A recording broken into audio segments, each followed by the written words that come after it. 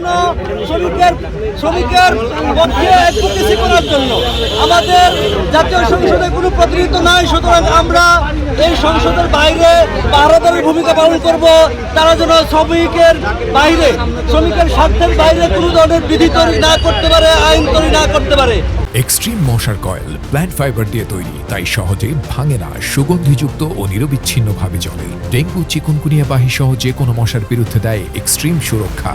এবং এই জোড়া অভ্যুত্থানের যে স্পিরিট ছিল, দাবি ছিল, আমরা এই অভ্যুত্থানের পরবর্তীতে এই সারা বাংলাদেশের শ্রমিক নেতারা তাদের নেতৃত্বে একটি সম কমিশন হয়েছিল।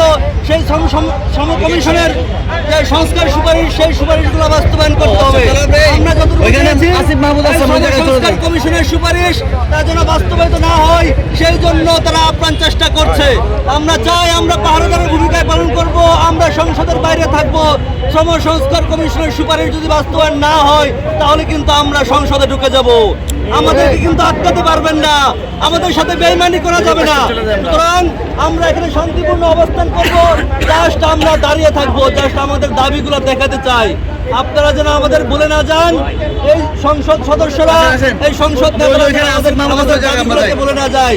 এবং বিভিন্ন রাজনৈতিক দল তাদের যে ইশতেহারে, তাদের নির্বাচনী ইশতেহারে যে কথা দিয়েছিল শ্রমিকের পক্ষে, আমরা তা মনে করে দিতে চাই। আমাদের প্লেকার্ডে লেখা আছে, রাজনৈতিক দলগুলোর শ্রমিকের পক্ষে যে ইশতেহার আপনারা দিয়েছিলেন সেগুলো বাস্তবায়ন করেন। সুতরাং আমরা পুলিশ ভাইদেরকে বলবো, আমরা আপনাদের বিরোধী কেউ নয়, শত্রু কেউ নয়, আমরা কোনো সহিংসতা করব না। আমরা জাস্ট আমাদের দাবিটা নিয়ে এই সংসদ ভবনে দাঁড়িয়ে থাকবো।